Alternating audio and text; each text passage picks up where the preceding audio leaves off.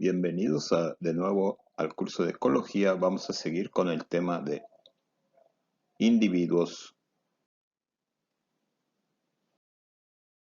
En esta presentación vamos a ver qué tiene que ver la ecología de los individuos con el manejo de la energía, la economía de nutrientes y vamos a hablar un poco de agua y otros factores abióticos, aunque el tema del agua se va a tratar más a fondo en otra presentación.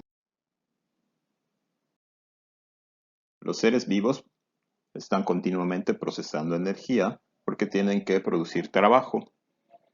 Es decir, tienen que descomponer materiales para generar energía para sus funciones vitales. También tienen que procesar materiales para reparar y para construir sus tejidos. Tasa metabólica es la velocidad a la que los individuos utilizan esa energía. La tasa metabólica basal es la energía que utiliza un individuo en reposo.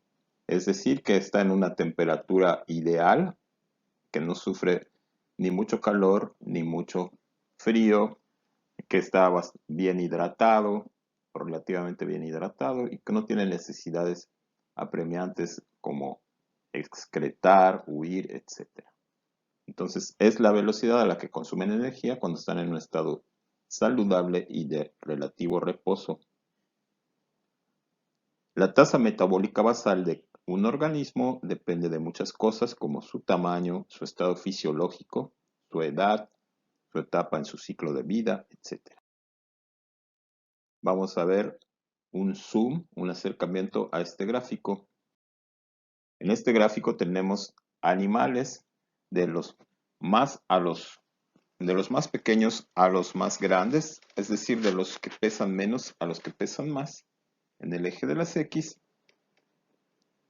y su tasa metabólica o la velocidad a la que procesan energía en el eje de las Y o en el eje vertical. Vemos que tanto el tamaño como la tasa metabólica están en unidades logarítmicas con base 10. Lo que estamos viendo es que los organismos unicelulares y pequeños son los que utilizan menos cantidad de energía y los organismos multicelulares más grandes utilizan mayor cantidad de energía por unidad de tiempo.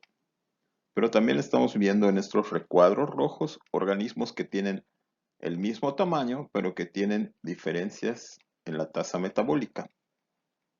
En el recuadro rojo pequeño tenemos organismos unicelulares y pluricelulares que son aproximadamente del mismo tamaño, pero estamos observando que los organismos pluricelulares utilizan una mayor cantidad de energía. Es decir que, aunque tenga la misma biomasa, a un organismo pluricelular le cuesta más energía mantenerse organizado. En el extremo derecho superior tenemos un recuadro donde indica animales del mismo tamaño, pero tenemos, por ejemplo, una tortuga, animales ectotérmicos, y en la parte de arriba principalmente mamíferos. Entonces lo que estamos viendo es que animales ectotérmicos, o también llamados poiquilotermos, como reptiles, aunque sean de gran tamaño, como estas tortugas, consumen o tienen un menor metabolismo basal que organismos endotérmicos o poiquilotermos, llamados también, del mismo tamaño. Entonces este es el costo de mantener nuestra temperatura interna utilizando energía metabólica. Entonces vemos que una tortuga en reposo consume mucha menos energía que un mamífero del mismo tamaño en reposo. Muchas veces en los exámenes siempre les pregunto por qué el metabolismo basal de una tortuga es más lento que el metabolismo basal que una oveja, por ejemplo, que pueden llegar a pesar lo mismo, o incluso hay tortugas que pueden pesar lo mismo que una cebra o que un caballo, y algunos se van porque la cebra o el caballo tienen mayor actividad. Pero recuerden que la energía metabólica en reposo es cuando los dos organismos están en reposo. Entonces, estando los dos en reposo a una temperatura ambiental que no sea estresante y en condiciones de salud, siempre va a consumir más energía por unidad de tiempo un organismo endotérmico, por ejemplo los mamíferos y las aves, que un organismo ectotérmico, por ejemplo peces o reptiles que puedan ser de un tamaño o biomasa equivalentes.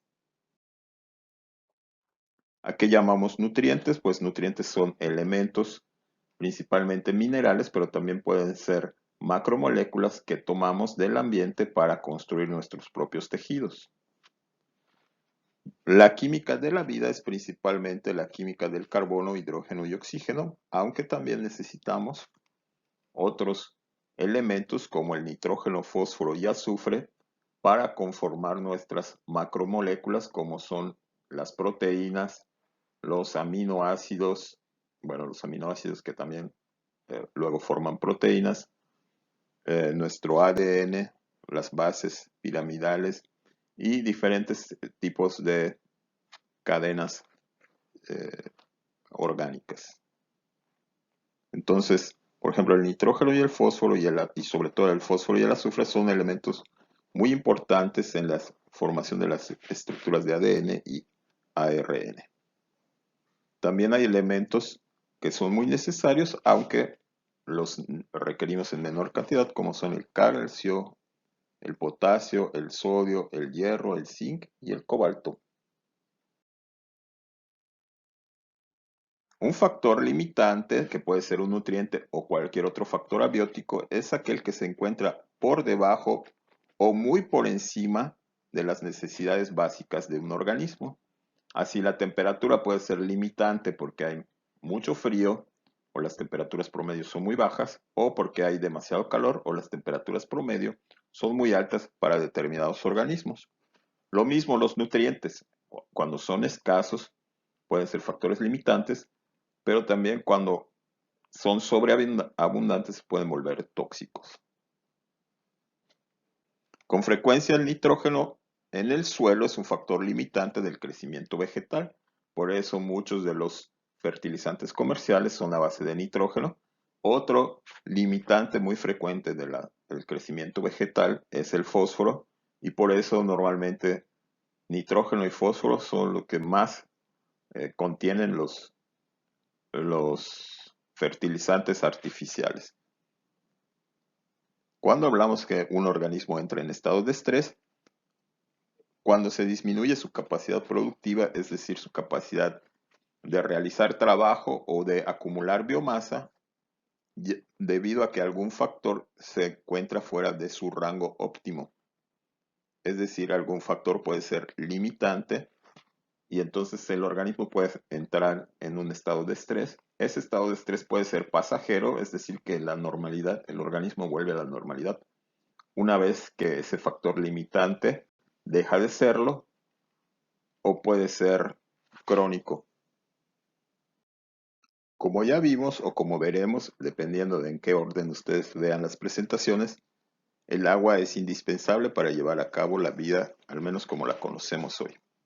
La mayoría de nuestras reacciones bioquímicas se dan en bebidas en medios acuosos. Ya vimos o veremos que el agua sirve para regular la temperatura debido a sus propiedades físicas y también porque al evaporarse el agua disipa energía. Es el medio de transporte interno, tanto de materiales y esos materiales que sirven para construir la célula o para obtener energía, como de información química. A través del agua también expulsamos desechos nitrogenados, subproducto de nuestro metabolismo, y también las plantas terrestres solamente van a tomar los nutrientes del suelo eh, que estén diluidos en una solución acuosa. Bueno, pues esto es todo por el tema de hoy. Esperamos seguirlos viendo pronto en su curso de ecología.